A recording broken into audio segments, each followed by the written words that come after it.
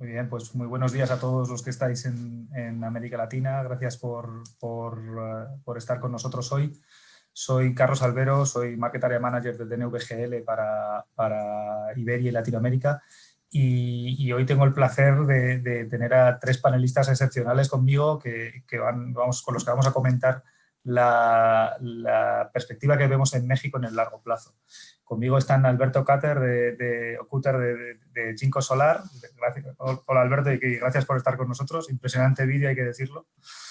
Fernando Tobar de Engie y por último Katia Somoano de Acero.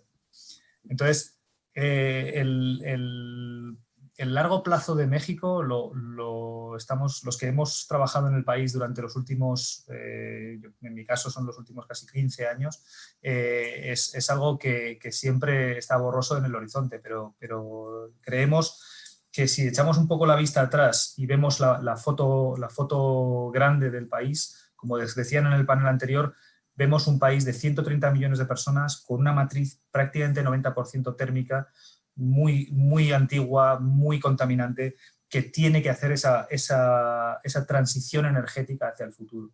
Nosotros en DNV todos los años realizamos el Energy Transition Outlook, que lo que predice es ese cambio de la economía de los combustibles fósiles a la economía de las energías renovables, a la economía o a la matriz energética impulsada por esas energías renovables, y a la que estamos viendo ya ese cambio en muchas matrices, simplemente por el hecho de que las renovables ya son competitivas en precio contra las energías convencionales.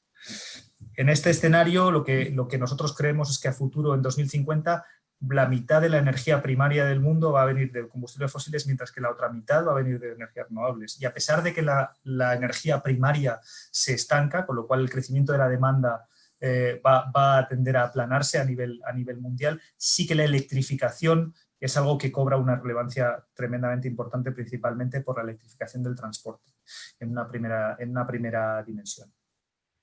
Entonces, sin más dilación, y con esta foto amplia de México como escenario de juego, vemos un poco cómo tenemos el presente. Tenemos las visiones de un desarrollador de proyectos como Fernando con Engie, tenemos la visión de un off-taker de energía o de un consumidor grande de energía como es Katia con de Acero, y la visión de un fabricante o un suministrador de equipos para la generación como es Alberto. ¿Cómo veis el escenario actual en México y cómo veis ese corto plazo que estamos viviendo? Katia, si quieres empezar tú, que te he presentado la última. Gracias. Muchas gracias, Carlos, Alberto, Fernando, gusto estar con ustedes y con todo el público. Bueno, para un consumidor grande, como es el caso de acero, me parece que hay, sigue habiendo con este mercado energético nuevo que en México, bueno, nuevo ya son unos años en que lo hemos estado implementando, pero no deja de ser todavía un mercado en el que estamos todavía por madurar, no es un mercado consolidado ni líquido ni maduro. Y creo que hay elementos que son importantes tomar en cuenta, como la posibilidad de estar todavía en el régimen regulado, a través de una tarifa regulada que ofrece CFE básicamente como actualmente por lo menos como el único suministrador básico que puede prestar este servicio bajo un esquema regulado. Y básicamente, pues, este esquema lo que conlleva es, pues, una incertidumbre con la que hemos estado acompañados, pues, por lo menos los últimos años, que tiene que ver con el movimiento tarifario, ¿no? México tiene una matriz energética que está estrechamente vinculada ya al gas natural. Cerca del 50% casi de lo que estamos generando como país ya es con gas natural. Estamos camino a una transición.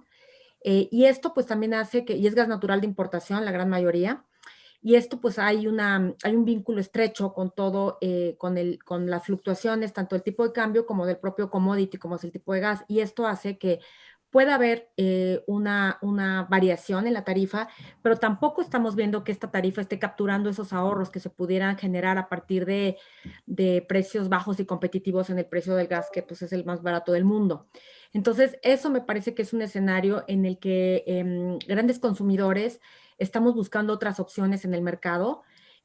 Pudiéramos pensar que suministro básico sí es una opción competitiva, dado esto que acabo de explicar, y la incorporación de cerca de 7,000 megas de las subastas que se llevaron a cabo, de las 3 subastas que se llevaron a cabo por parte de reguladas en materia de renovables, pero todavía no hemos visto o no hemos visto reflejado esta situación.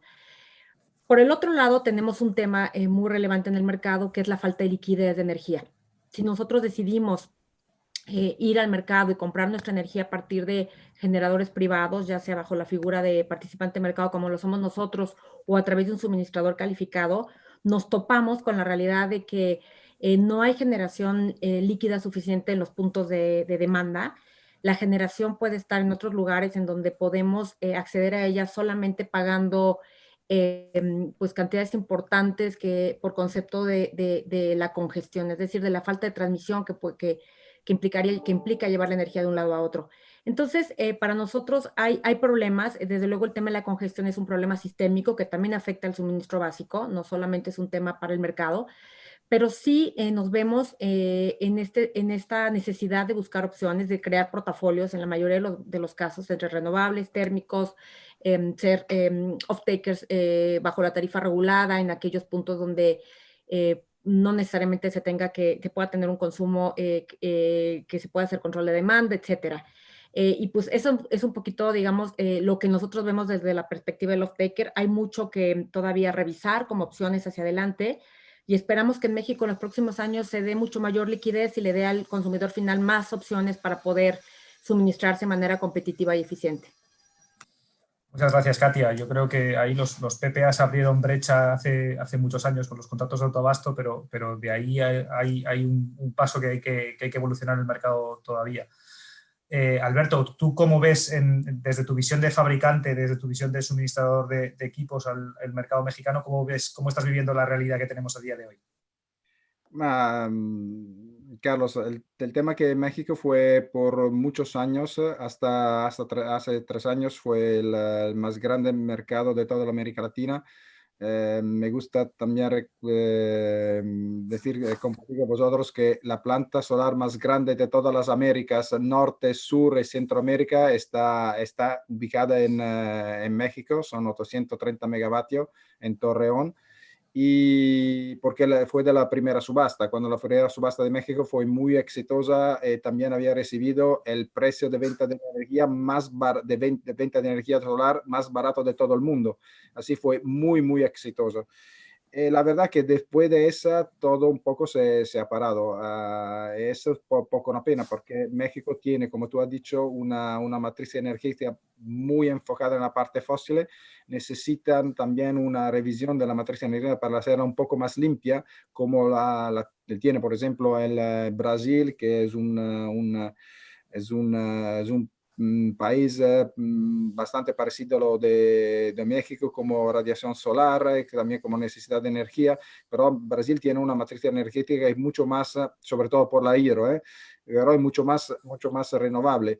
Así que México necesita cambiar eso, tiene el potencial de cambiarlo, pero algo ahora no está pasando muy bien. Lo que hemos visto en los últimos meses es que parece que no estamos,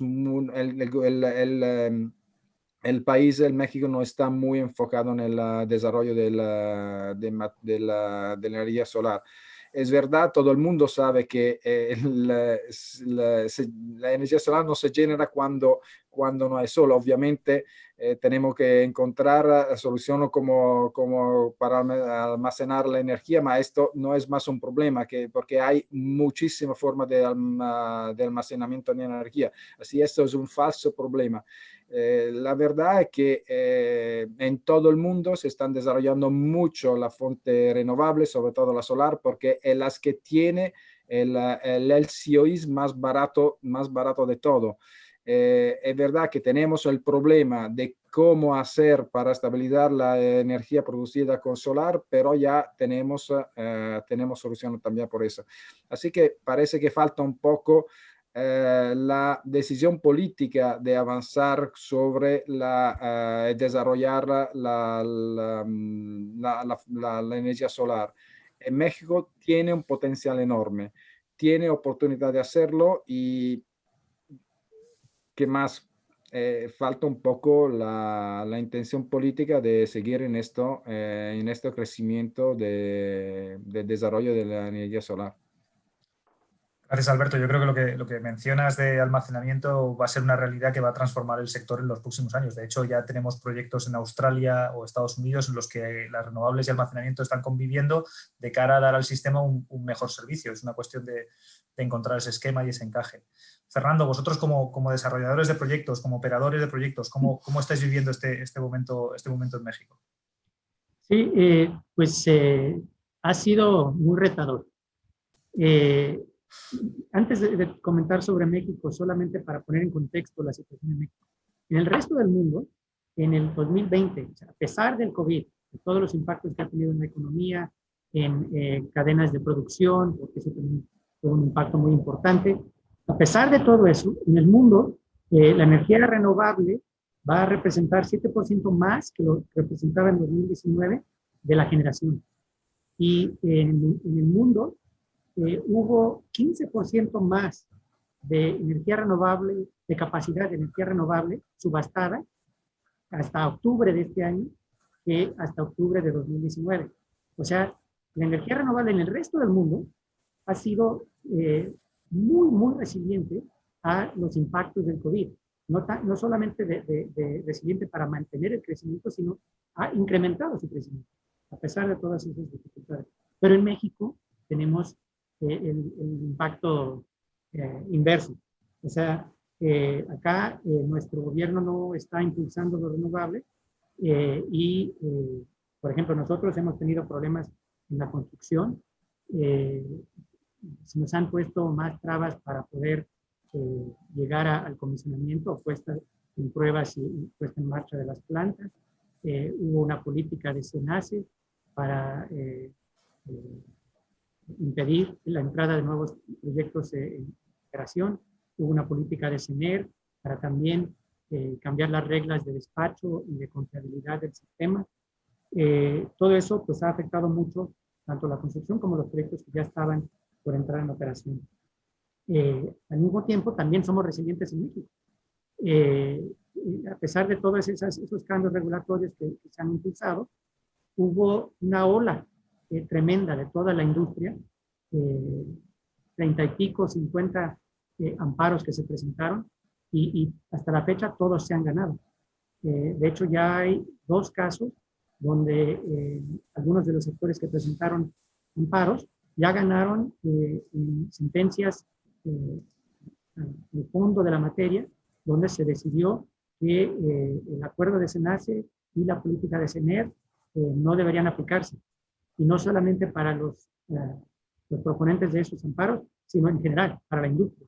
O sea que también tenemos la capacidad en México de ser resilientes en energía renovable. Pero en todo caso, nos está afectando. Yo creo que una de las formas más importantes que nos afecta es que desalienta la demanda de los consumidores, especialmente la gran industria. Este nivel de incertidumbre causa que los clientes piensen 2 veces o 3 veces. Si antes, por lo que comentaba Katia, que nuestro mercado no es muy maduro, el conocimiento que tienen nuestros consumidores que están acostumbrados a décadas de siempre depender solamente de CFE. CFE te entrega la energía, nomás tienes un contrato y listo. Luego de repente vienen empresas como Engie y otros productores privados y ofrecen un montón de diferentes formas de recibir energía con diferentes aspectos de los contratos, y todo eso toma madurez para que los clientes entiendan cómo funcionan nuestros contratos y cuáles son los beneficios de cambiarse de un suministro de CFE a un suministro privado. Pero si tenemos ya esa barrera de entrada de conocimiento y madurez, y luego le ponemos encima de eso la incertidumbre regulatoria que estamos viviendo, pues sí, ha sido un golpe muy fuerte. Y bueno, vamos a seguir impulsando y tratando de apoyar la industria y el sector en México para que sigamos subiendo en esa curva de aprendizaje, pero ha sido un golpe tremendo. Correcto, yo creo que cómo lo hemos vivido nosotros ha sido una mezcla de las dos. Si bien hemos visto que había ciertos sectores de los desarrollos de proyectos que se veían muy afectados, nosotros sí que hemos visto que los grandes jugadores siguen apostando por México y ven este mercado como un mercado de largo plazo, más allá de la incertidumbre del corto. Entonces, lo que creemos sobre todo es que como bien decía en el panel anterior, la transición energética es algo que tiene que ocurrir, que va a ocurrir. Es algo que en el futuro nadie se cuestiona de que el cambio de modelo energético tiene que ocurrir y es una cuestión puramente de tiempo. Entonces, en este escenario, ¿cómo veríais, si tuvierais una bola de cristal y pudierais mirar en el futuro, cómo creeríais que va a ocurrir esa transición energética en México? O sea, si es algo que ya no nos cuestionamos que va a ocurrir, la pregunta sería ¿cómo va a ocurrir y cómo podría sustanciarse esto en México? Fernando, por cambiar un poco el orden y así no tienes la contestación del último, ¿cómo lo verías tú? ¿Qué le pedirías a ese futuro y quién verías liderando ese futuro? Sí, yo creo que a pesar de estos obstáculos que se han presentado últimamente, hay una gran oferta de renovables en México. Lo que hizo las subastas, lo que hicieron las subastas que sí se realizaron, la cuarta subasta para la que todo el mundo estaba listo. Se canceló la última subasta días antes de la fecha de entrega de oferta. O sea que significa que hay un buen de ofertas de plantas que están listas para presentar. Tanto nosotros como otros actores teníamos ya las ofertas listas. Y eso no desapareció, ¿verdad? El desarrollo de sitios, la medición de recurso eólico, los análisis de recurso solar en diversos sitios ancho y largo del país existen. Todo ese trabajo ya se hizo. Se hicieron optimizaciones de los proyectos, se consiguieron permisos. Todo eso significa que hay una oferta latente que está esperando el momento para poder lanzarse de nuevo. Entonces yo creo que primera respuesta es los mismos actores que hemos visto que ya estaban en México y todavía tenemos la oferta lista. Y en el momento que se pueda lanzar de nuevo una subasta, si es que el gobierno decida que es la forma de seguir adelante, o si no, por medio de PPAs corporativos. O sea, ya no tener ofertas con CFE que impulsen el desarrollo de renovables en México, que fue un gran impulso. Y a lo mejor ahora la forma en que van a seguir desarrollándose estos proyectos es en contratos directos entre productores privados y industria o grandes comerciales. Entonces, yo creo que eso es lo que viene ahora. Va a ser un desarrollo impulsado por la iniciativa privada. Y lo que necesitamos todavía para que eso se pueda completar es señales claras. Creo que lo dijo Alfonso Romo la semana pasada, que lo que necesitamos como industria privada no es incentivos, no necesitamos subsidios para crecer. Lo que necesitamos es certidumbre. Si hay señales claras de cuáles van a ser las reglas, nos adaptamos a las reglas que nos pongan y podemos desarrollar dentro de ese contexto.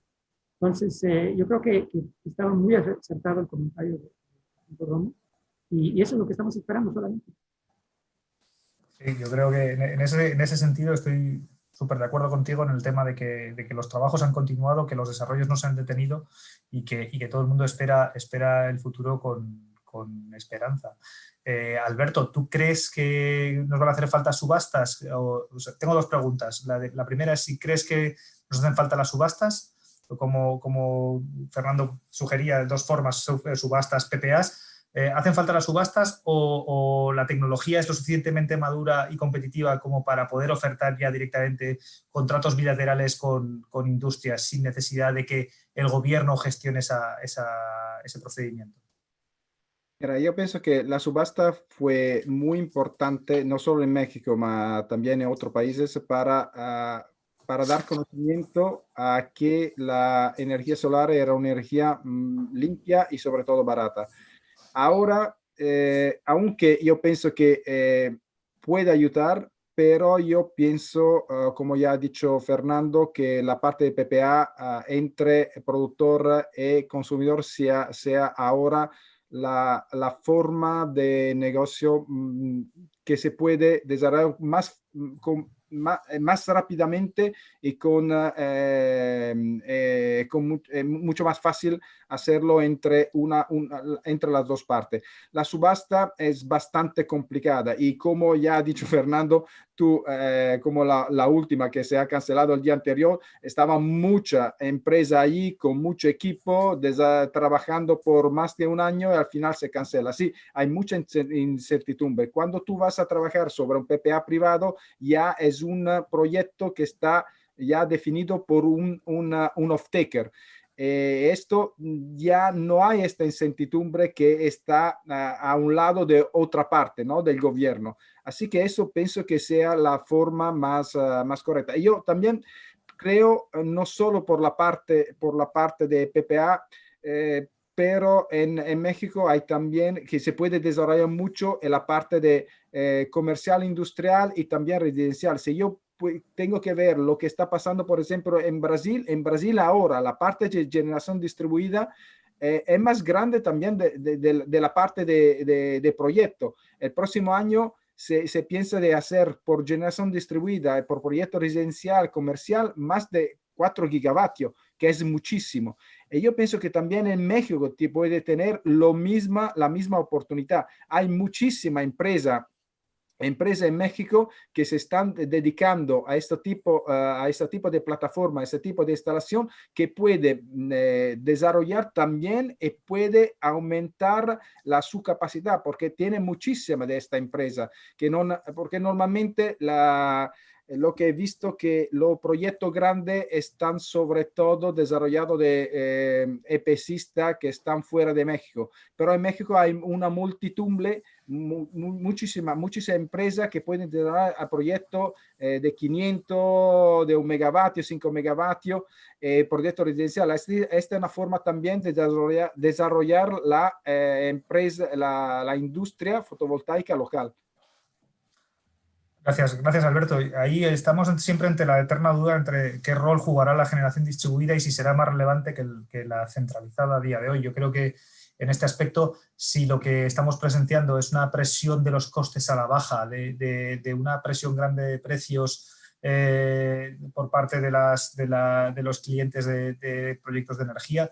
Ahí la generación centralizada, el volumen de compra que un gran promotor, que un gran desarrollador puede tener es un driver relevante. Ahí, Katia, me faltaría el punto de vista del off-taker y aprovechando un poco tu historial laboral, te voy a lanzar la pregunta de cómo verías el rol de CFE en el futuro. En marzo tuve la suerte de escuchar a la secretaria Nale diciendo que CFE quería ser un jugador, que quería ser un player en el mercado. ¿Cómo lo veis para el futuro? ¿Lo veis como otro player más o como un suministrador de servicios energéticos hacia off-takers? Pues mira, yo creo que, como decían, un poquito en contexto, la transición energética es un hecho irrefutable para México y para todo el mundo. Y me parece que la definición que CFE tendrá que tener en algún momento es dónde se coloca dentro de esta realidad. Es decir, quiere liderar el proceso como era, digamos, el plan en el que a través de las subastas estaba comprometido, y este compromiso pues a la fecha sigue vigente, que México adquiera para el año 2024 el 35% de su matriz de generación a partir de energías limpias está ahí. Estamos en el 30%, es decir, todavía pudiéramos a través de un esfuerzo importante llegar a la meta.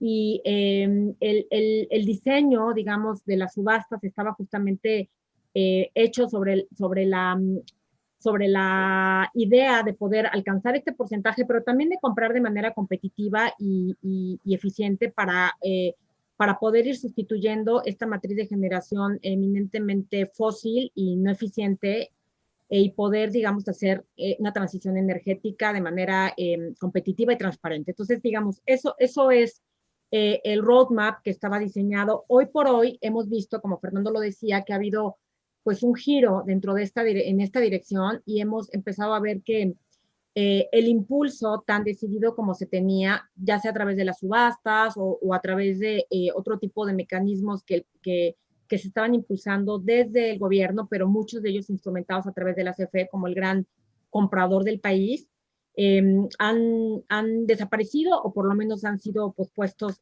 sin que tengamos mucha visibilidad sobre lo que viene hacia adelante. Entonces, en mi opinión, la respuesta, digamos, sobre lo que va a pasar hacia adelante está a través de los elementos que yo he oído que hoy se han puesto sobre la mesa. Existe ya la capacidad de respuesta de las empresas desarrolladoras para estar aquí, para responder en el momento que, digamos, que haya señales de mercado que puedan hacer asequible el desarrollo de proyectos. Está la demanda, o sea, México es un país de 130 millones de habitantes que crece, con todo el COVID, pues hemos seguido creciendo a raíz de un 3%, más o menos al orden del 3% en la demanda de energía eléctrica. Entonces, la demanda está ahí, una necesidad de sustitución y de retiro de estas generación no eficiente está ahí por un tema de costos, al final se reduce, digamos, en un tema de costos. El recurso natural está ahí, o sea, nuestro factor de radiación, como lo decían, y el factor también de vientos está ahí, entonces es innegable, es un recurso muy rico, por no hablar de otros recursos como la geotermia, etcétera, que también lo tenemos, o la energía hidráulica. Y está la tecnología con esta carrera en la cual cada vez vemos una reducción mucho más acelerada, sobre todo en el tema de la energía solar. Entonces, todas esas condiciones son condiciones que dibujan un panorama para que pase lo que pase, esto sigue hacia adelante. ¿Qué no tenemos? No tenemos un impulso decidido desde como una política pública en este momento para que esa transición se lleve a cabo, para que las renovables sigan siendo incorporadas en el país. Y tenemos también una serie de circunstancias que se traducen o se suman en una incertidumbre regulatoria. Entonces, estos dos temas finales, yo creo que son es el escenario con el que tenemos que partir ahora. Lo decía Fernando, si sacamos de la ecuación de las subastas, existe o no la posibilidad a las subastas me refiero no solamente como la forma transparente y competitiva en la que el suministrador básico está obligado a comprar, sino también como el mecanismo por el cual se incentivan el anclaje y el desarrollo de proyectos de energía renovable. Si la sacamos de la ecuación, queda la posibilidad de tener un mercado en el que la propia tecnología y el propio costo-beneficio de la eficiencia, digamos, de la energía renovable, deberían hacer posible que esta transición se lleve a cabo. Y lo que yo creo que todos les pedimos al gobierno ahora es señales de mercado que puedan ayudar a que las decisiones se lleven a cabo de manera con certidumbre, que pueda haber un financiamiento estable, que es un tema que ahora me parece que puede complicar un poco la ecuación, y que hacia adelante existan las condiciones para que sin mayor intervención, digamos, si fuera el caso, de parte de la CFE como el comprador mayoritario, pues pueda esto llevarse a cabo. Entonces, en resumen, me parece que la decisión, la pregunta que me hacías, Carlos, es una decisión que me parece tendrá que no solamente es quererlo, sino instrumentarlo. Instrumentar a través de incentivos importantes, asumiendo el rol pues tan importante que tiene el suministro básico en un país en el que pues más del 80% de los consumidores, no solamente los domésticos, sino usuarios industriales y comerciales importantes, siguen estando dentro de la tarifa regulada, y hay un papel muy importante. Sí, desde luego existe la posibilidad de suscribir contratos bilaterales, PPAs, entre usuarios, desarrolladores y generadores a través de los suministradores, pero me parece que el principal actor que hará que esto suceda va a ser una señal de mercado que pueda seguir impulsando el desarrollo de las renovables hacia adelante. ¿Qué va a pasar? La bola mágica, pues no, lamentablemente ni la mano, ni la bola mágica, ni el iris nos pueden dar esos indicios todavía, pero lo que me parece que sí es innegable es que la tecnología y los costos al final hablarán por sí solas, y más temprano, más tarde, pero vamos a llegar a esa transición.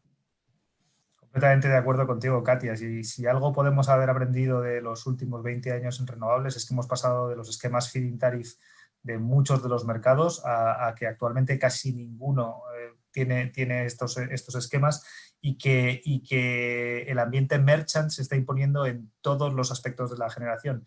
Y hay una competencia abierta entre las propias renovables por dar ese suministro entre la eólica, la solar, el tema de almacenamiento para dar respaldo. Ahí es donde se está viendo que está el juego ahora. Había alguna pregunta en el chat que luego iremos contestando al final. Queremos dejar los últimos 15 minutos. Si tenéis algún deseo ferviente de emitir una pregunta, ponedla en el chat.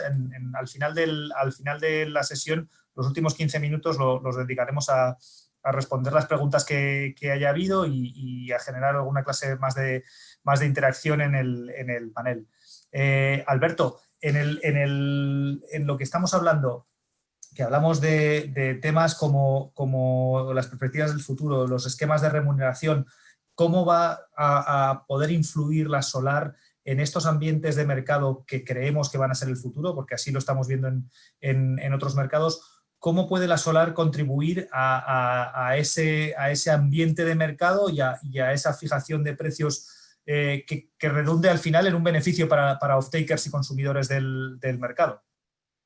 Mira, yo pienso que los productores de módulos han hecho un esfuerzo increíble en los últimos 14 años, 15 años, hasta ahora. Algunos ahora se está pidiendo qué está pasando en el mercado porque los precios están subiendo. Sí, es verdad, está subiendo un poco porque está subiendo también los precios de la materia prima, como el vidrio, como el silicio, como el EVA.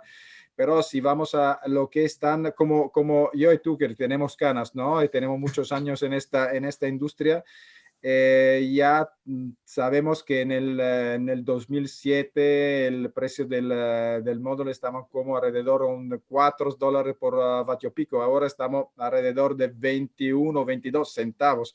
Así que el precio ha bajado como del 95% sin una revolución tecnológica. Así que yo pienso que esto es los esfuerzos que han hecho los fabricantes de paneles, bajando muchísimo el coste, el precio del módulo fotovoltaico, y al mismo tiempo subiendo mucho la calidad del módulo, porque ahora en el filmado anterior que hemos lanzado hasta para presentar estos paneles estaba el módulo de 585 vatio, ¿no?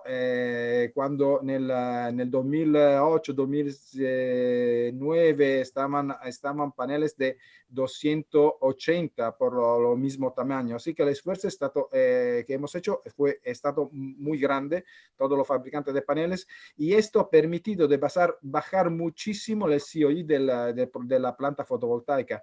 Ahora, no quiero dar número, pero todo el mundo sabe, Engie sobre todo, ¿no? Que está enfocado mucho en eso, cuál es el precio ahora para construir una planta fotovoltaica.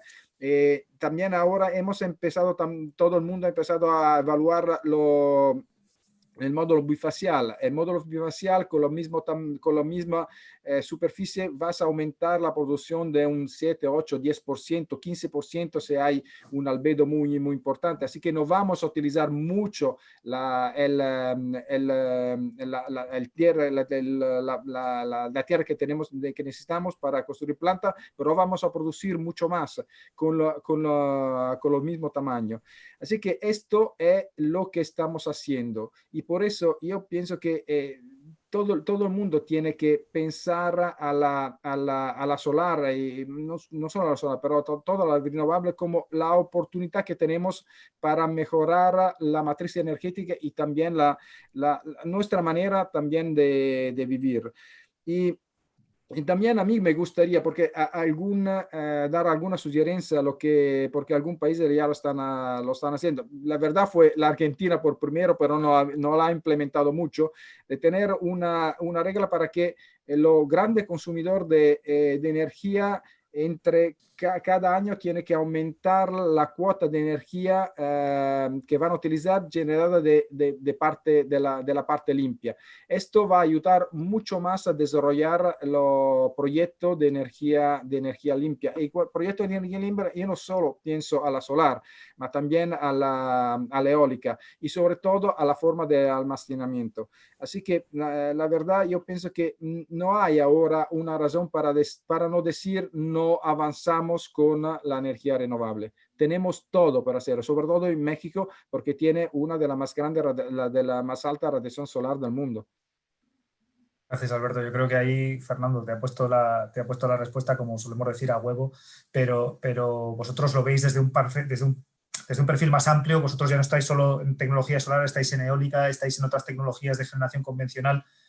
¿Cómo lo veis desde vuestro papel de agregador? ¿Qué le pediríais a ese potencial mercado del futuro en el cual tuviéramos distintos esquemas de remuneración o distintos servicios que estas plantas pudieran dar a los sistemas? Estamos viendo que en Europa los parques eólicos empiezan a dar regulación de frecuencia. Estamos viendo la regulación de tensión con regulación de reactiva. ¿Cómo lo veríais vosotros en el futuro? ¿Qué le pediríais? ¿Qué señales de mercado necesitaríais para hacer realidad más proyectos todavía? Porque si algo tenemos claro es que con la velocidad que llevamos ahora no cumplimos los acuerdos de París, que es uno de los grandes findings que tenemos en este año. Entonces, ¿qué sistemas de remuneración le pediríais vosotros al mercado para poder acelerar aún más la transición energética? Sí, yo creo que ya está sucediendo, ¿eh? Ya hay parques nuestros, por ejemplo, y de seguro de nuestros competidores, donde CFE nos está pidiendo que operemos nuestras plantas, especialmente las solares, para ayudar con regulación de frecuencia y de energía reactiva. Eso ya está sucediendo. Lo difícil de esta situación es que, como bien mencionabas, no nos remuneran esos servicios. Lo tenemos que ofrecer a la red, pero no hay regulación ahorita que nos permita ofrecerlo como un producto. Es simplemente una demanda de CFE que nos está pidiendo estos servicios. Pero sí, eso sería una evolución de la regulación importantísima. ¿Y qué otra cosa va a ayudar mucho para poder ofrecer ese servicio? El almacenamiento. Una de las grandes críticas de nuestro sector ha sido la intermitencia de energía renovable. Y en particular, se habla de que la falta de la intermitencia es una forma en que requiere de un subsidio de CFE. Pues si eso es el problema, de que no hay la intermitencia, una forma de atenderlo es almacenamiento, o sea, baterías. Nosotros también en México ya tenemos un proyecto que tiene un 25% de su capacidad respaldada por baterías.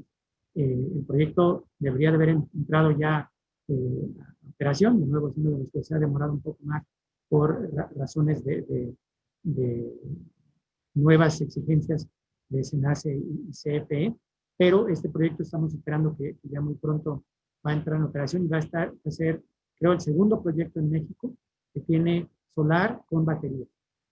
Y conforme siga desarrollándose la tecnología y reduciéndose el costo del almacenamiento, pues va a ser otra forma en que podemos atender las necesidades del mercado y eliminar uno de las críticas, uno de los obstáculos que nos permite seguir creciendo. Y si me permites, hay otra cosa que creo que es una evolución de tecnología y de regulación que va a ayudar mucho para seguir impulsando el sector. Y eso es la descentralización y el impacto que tiene para la transmisión en energía eléctrica. Para que sigamos aprovechando el recurso que tenemos de energía solar y eólica en México, necesitamos invertir muchísimo en transmisión. Es un área que no se platica lo suficiente, que no se discute lo suficiente en nuestro país. Hablamos mucho de la intermitencia, de los subsidios, de la competencia de clientes entre los privados y CFE, y ignoramos uno de los temas más importantes, que es la transmisión. La energía, el recurso solar y eólico, desafortunadamente no está siempre en el lugar donde está la demanda. Entonces, para poder llevar esa energía a los centros de demanda, necesitamos invertir en transmisión. Pero otra cosa que podemos hacer para reducir la inversión que se necesita en transmisión es localizar las plantas nuevas cerca de los clientes. Durante las subastas de largo plazo que se hicieron, la primera, segunda y tercera, el principio principal para escoger un proyecto era dónde está el mejor recurso y qué tan larga era tu línea de transmisión para poder interconectarla a una subestación. Hoy en día, más importante que el recurso, que optimizar el recurso, es optimizar tu distancia con el cliente. Entonces, eso significa buscar más la descentralización para reducir la inversión que se necesita en transmisión y reducir el estrés que tiene el sistema de transmisión. Entonces, yo creo que esa es otra área, almacenamiento y descentralización con transmisión. Son las áreas donde creo que tenemos que trabajar más para poder impulsar el sector. No podría estar más de acuerdo contigo, Fernando. Además del tema que hemos hablado de generación renovable, todo el tema de infraestructura y de redes de interconexión es lo que va a marcar la penetración de esas renovables en la red. Y lo estamos viendo en mercados más congestionados. México, en este caso, con un poco más de 10 gigavatios de capacidad renovable instalada, está dando sus primeros pasos en la penetración de las renovables en el sistema. Pero otros mercados como pueden ser Uruguay, que tiene prácticamente un 98% de su energía procedente de eólica y de solar, y además de hidráulica, son los que nos debemos de fijar como modelos del futuro, en el que una sobrecapacidad de renovables con unos potenciales sobrecostes ha dado lugar a una de las matrices más limpias del planeta, con la de Costa Rica, por ejemplo, que también tiene una matriz renovable muy amplia. En este caso, mencionabas el almacenamiento, y me parece que para Katia y para los consumidores industriales, ese almacenamiento, tanto a nivel de acoplamiento con las renovables para obtener un perfil de generación ajustado a su demanda a través de algún PPA corporativo, como incluso la propia aplicación del almacenamiento de una forma aislada en vuestras propias centros de consumo, de forma que podáis regular la demanda facturable y otros costes del sistema, será también un verdadero cambio en el futuro. ¿Cómo veis vosotros, cómo vivís esa aproximación del almacenamiento, bien sea de ion litio o de cualquier otra tecnología, hacia vuestras industrias y hacia vuestro consumo eléctrico? Yo creo que esa es la pieza justamente que vendría a complementar todo el esfuerzo de la transición energética. Y yo creo que el camino también va para allá. La reducción de los costos, no solamente en la tecnología fotovoltaica y en los paneles, sino también en el almacenamiento de los últimos años, en el que hemos visto que se ha reducido en 70-80% de lo que costaba hace 10 o 15 años, ha dado lugar a que empiece a ser una realidad en el mundo.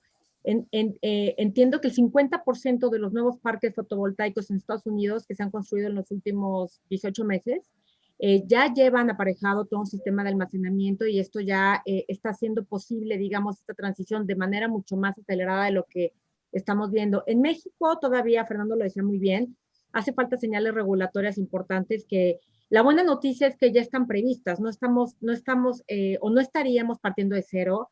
En el diseño de todo el mercado eléctrico mayorista, las bases del mercado, que es el instrumento que le da soporte a toda esta regulación, ya está previsto una segunda etapa del mercado eléctrico en el que todo el pago por, digamos, servicios conexos, control de frecuencia, demand response, etcétera, están previstos.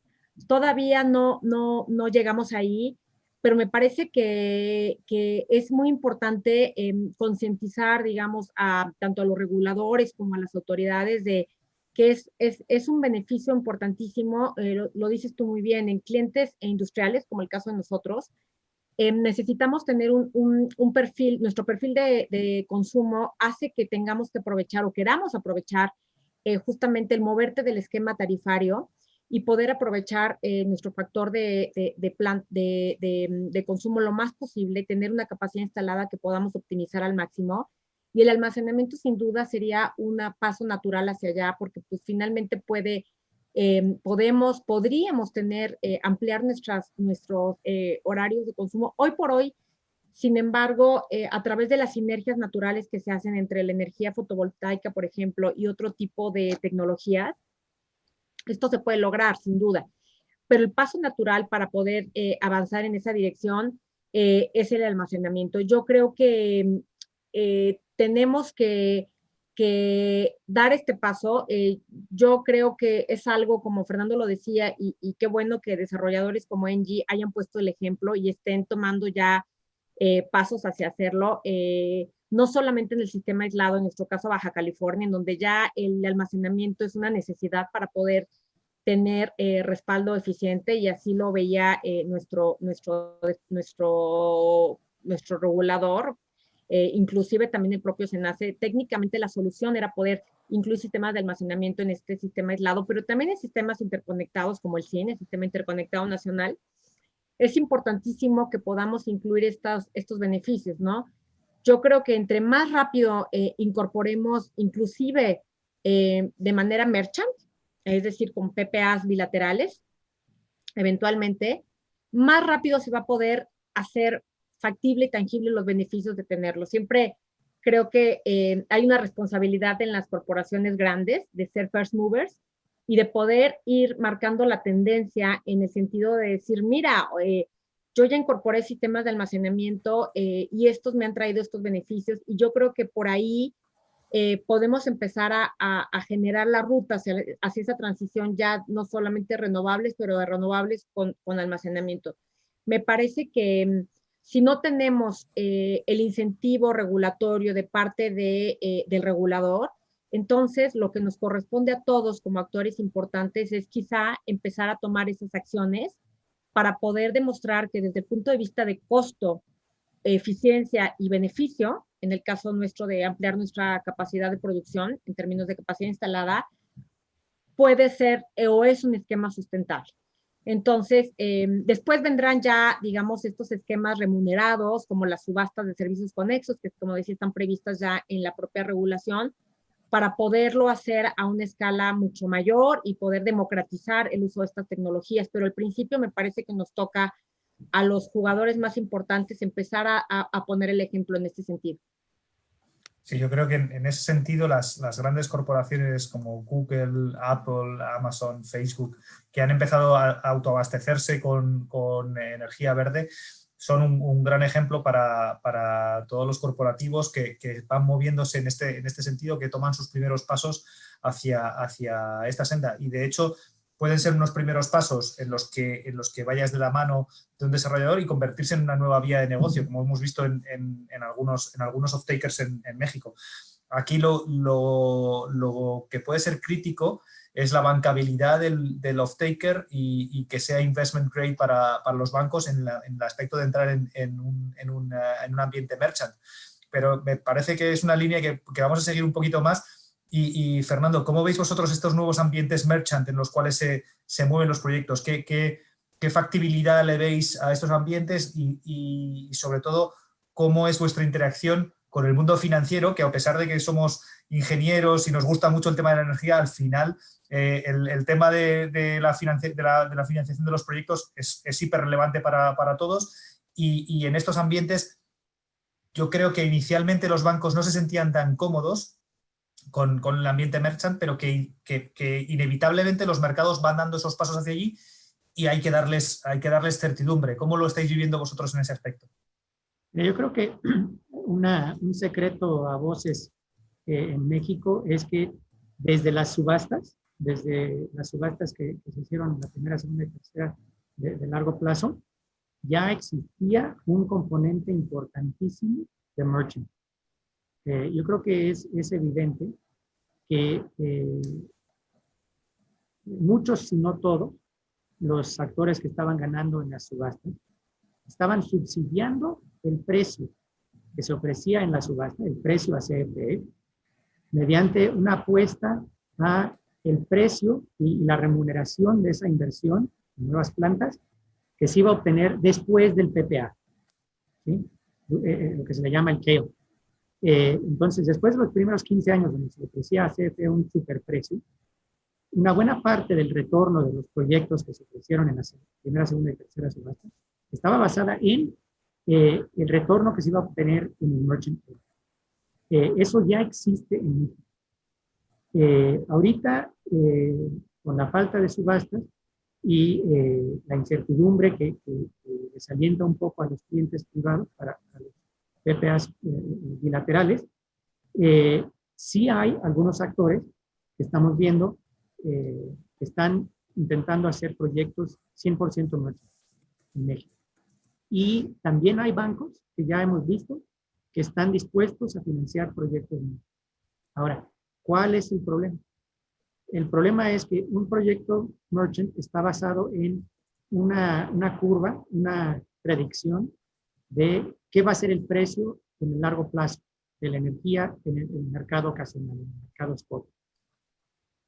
De nuevo, regresamos a lo mismo que decía Alfonso Romo y que yo quería hacer eco. Lo más importante que necesitamos es reglas claras y estables.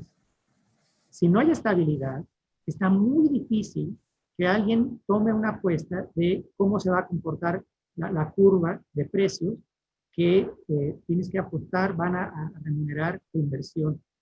Entonces, ahorita tenemos una fluctuación continua en las reglas, hay cambios que se proponen, amparos que las paran, y luego otro intento por otro lado de llegar al mismo punto con otro cambio regulatorio. De hecho, también se anunció hace 2 o 3 semanas CFE y el presidente de la Comisión de Energía de la Cámara de Diputados anunció que en 2022 van a bajar a 50% los precios de CFE.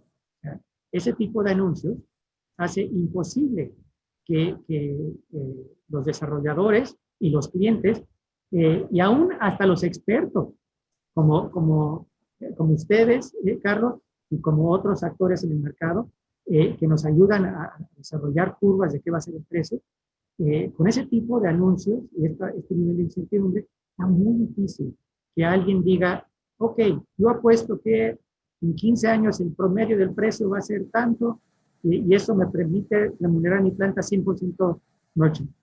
Yo creo que sí hay actores que están viendo la posibilidad, hay proyectos que se están desarrollando, hay discusiones con bancos para hacerlo. ¿Por qué?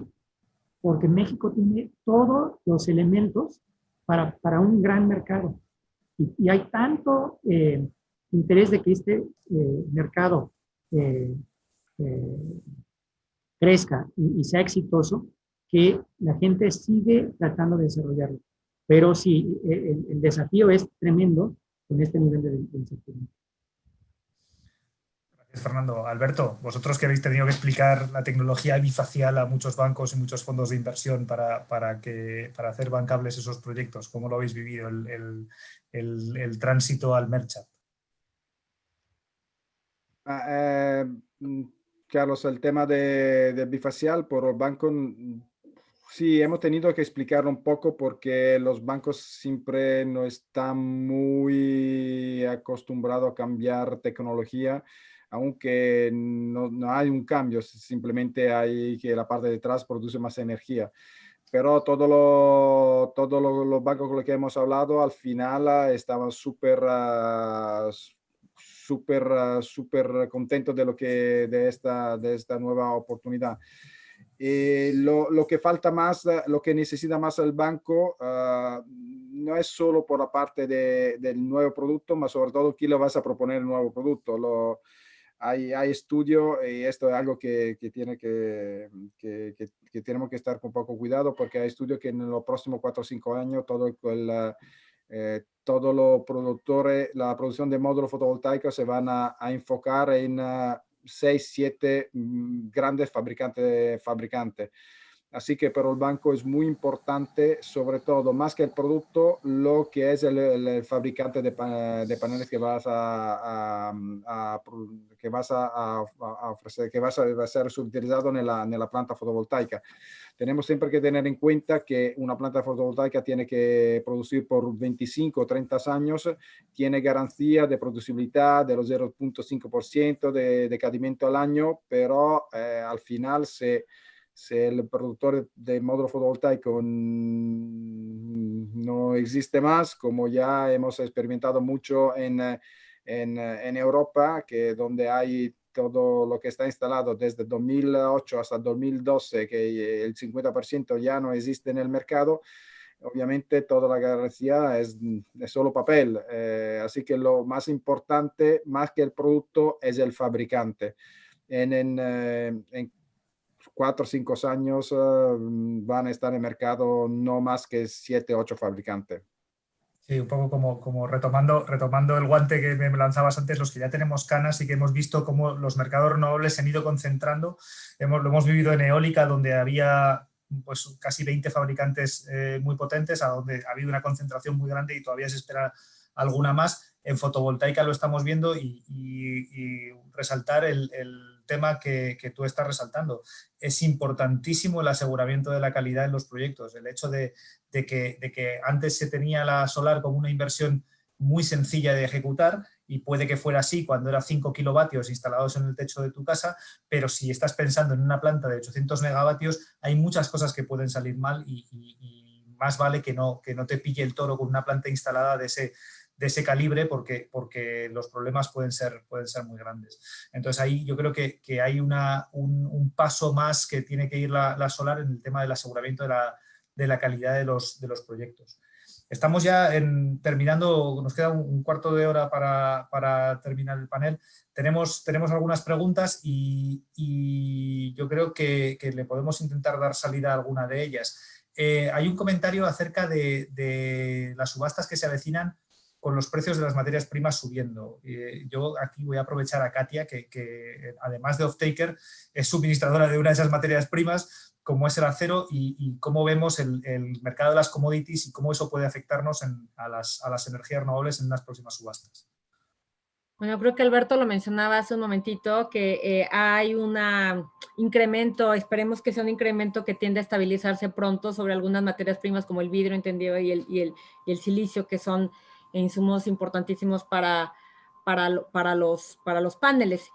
No obstante, yo creo que también hay una tendencia, lo decían ustedes, que muy probablemente suceda en el tema de la fabricación de paneles solares, lo que pasó con el tema de las turbinas eólicas, que se tienden a concentrar, pero mientras esto sucede, yo creo que la tecnología y la demanda el desarrollo de la demanda es tan vasto que sirve para que puedan también crearse nuevos centros de producción de paneles. Hoy justamente en la mañana leía que en México se inauguró el día de ayer una nueva fábrica de paneles solares, que es la cuarta de esta empresa que se instala en el país, Más allá de todas las otras que están en la franja norte del país, estas están específicamente en el centro del país.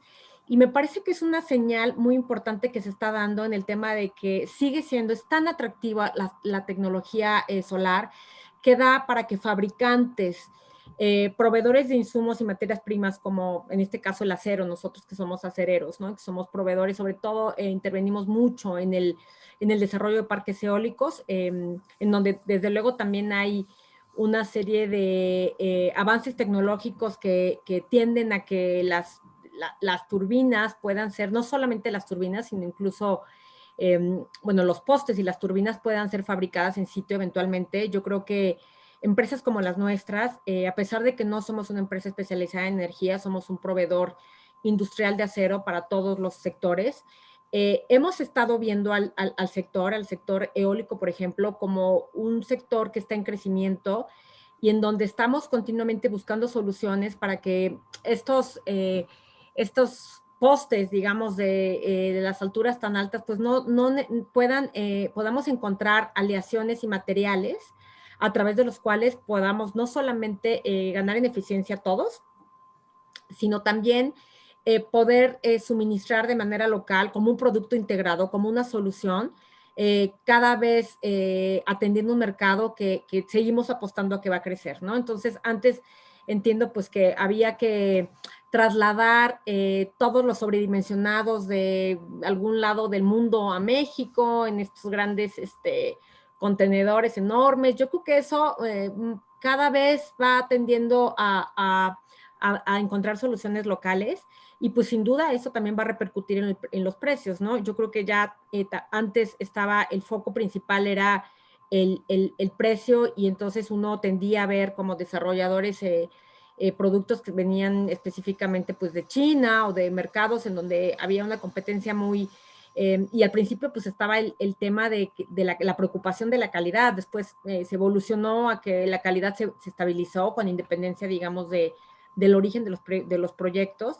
Y hoy en día estamos, en mi opinión, en un proceso en el que ya podemos contar con soluciones de manera local, en el que pues tenderán a beneficiarse. Sin duda podrá subir el precio de los commodities, a lo mejor el acero podrá subir el precio del vidrio, etcétera, pero nunca podrán alcanzar esquemas que vayan hacia años atrás, ¿no? O sea, quizá haya un pequeño retroceso versus la tendencia tan agresiva que había en la reducción de los costos de esta tecnología, pero nunca veremos un setback en temas de volver a temas del pasado, ¿no? Me estoy metiendo a temas que no conozco porque yo no soy fabricante de paneles ni desarrolladora, pero me parece que es algo que está que es obvio y que todo el mundo lo estamos como palpando. Pues me sirve perfectamente que te hayas metido en este jardín, porque le puedo preguntar a Alberto que cómo lo ve, cómo asegura la cadena de suministro para estos futuros proyectos que bueno, hemos sufrido el COVID, que ha provocado retrasos en muchas plantas por un tema logístico, pero ¿cómo lo tratáis vosotros? ¿Cómo aseguraríais la cadena de suministro con el área de México? Mira, yo he mencionado que la de México tiene la planta fotovoltaica más grande de todas las Américas, que la de Villanueva en Torreón, de 830 megavatios. Fue construida hace 3 años y nosotros hemos suministrado todos los paneles en 6 meses. Así que lo que es importante cuando estamos hablando de planta, de planta muy grande, siempre planificar todo. Si lo hace por tiempo, si tú contratas uno de los fabricantes grande, puede suministrar lo que quieres. Obviamente necesita tiempo. Nosotros este año terminamos como suministrar en todo el mundo casi 20 gigavatios. El próximo año ya tenemos una meta de 35 gigavatios. Así que suministrar unos 100, 200 megavatios es nuestra producción de unos días, así que no es un problema. Siempre tiene que, aunque se tiene que planificar bien por tiempo. Sí, obviamente, como estamos en este momento, Ahora hay una falta a nivel mundial de módulo fotovoltaico y hay una demanda muy grande porque todo el mundo estaba esperando hasta el último minuto para construir, para hacer el pedido. En este caso no, es muy complicado hacer todo. Tenemos siempre que yo pienso que una planta fotovoltaica tiene que ser, antes era sobre todo un modelo financiero, ahora tiene que ser más un producto industrial que un producto financiero, y esto se tiene que manejar como un producto industrial, así planificar. Esta es mi sugerencia. Si planificamos, todo el mundo puede hacer el trabajo de la manera mejor posible. Muchas gracias, Alberto, y yo creo que estoy muy de acuerdo. Una de las preguntas que nos llega y que te ha tocado, Fernando, por el orden en el que hemos llevado esta respuesta, pero me parece muy relevante. Estamos viviendo a día de hoy la transición de gobierno en Estados Unidos, esa transición desde el gobierno de Donald Trump al gobierno futuro de Joe Biden, que parece apuntar que ocurrirá en enero. Y tenemos una pregunta de Raquel Igualá, que nos pregunta si creemos que puede afectar ese cambio de gobierno en Estados Unidos a las políticas energéticas en México. ¿Tú cómo lo ves?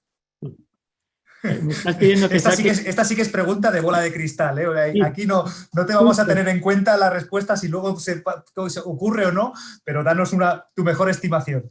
Bueno, si no me están grabando, a ver, para después echármelo en cara cuando no sucede. No, pero sacando un poco la bola de cristal, como decía. Mira, mi opinión personal. Sabemos que Biden está muy a favor de los renovables. Sabemos que está, si no completamente en contra, quiere reducir el nivel de fracking que se hace en Estados Unidos. Yo no creo que lo va a poder llevar a un nivel de eliminar el fracking en Estados Unidos. La industria de petróleo y gas natural en Estados Unidos llegó a ser autosuficiente y exportador de Estados Unidos por el hecho de invertir tanto y mejorar tanto la industria de fracking en Estados Unidos. Hicieron mucho para mejorar. Obviamente todavía tiene aspectos que necesitan continuar mejorando, pero sí es mucho mejor que el fracking que se conocía hace 20 años. Pero si esas son dos de sus prioridades, reducir el fracking y promover los renovables, puede tener varios impactos. Bola de cristal. Podría ser que se reduce el nivel de producción de gas natural en Estados Unidos. Eso podría causar un incremento del precio del gas natural. Sabemos que en México recibimos la mayoría del gas que se quema en Estados Unidos viene producto de Estados Unidos. Y el 60% de la energía eléctrica que se consume en México es producida en plantas a gas natural, plantas de CFE y de las IPP a gas natural, 60%. Entonces, si más de la mitad de nuestra energía viene de gas natural y el precio de la energía a gas natural sube, pues va a afectar todo el mercado, que puede ser una oportunidad para los renovables. Y también una oportunidad, una señal de mercado para impulsar más los PPAs bilaterales de energía renovable en México. O sea que yo creo que sí puede tener impactos positivos. Ahorita mi bola de cristal es muy positiva, es color de rosa. ¿Okay? Yo creo que todo eso puede ser buenas señales que pueden ayudar al mercado. En términos del fracking, pues yo creo que eso está muy alineado con el gobierno, con nuestro gobierno aquí en México. Así que es un poco de ayuda para las políticas de nuestro gobierno, pero también tal vez algo que va en contra de la política de nuestro gobierno, pero que podría ser un impulso al final para renovar.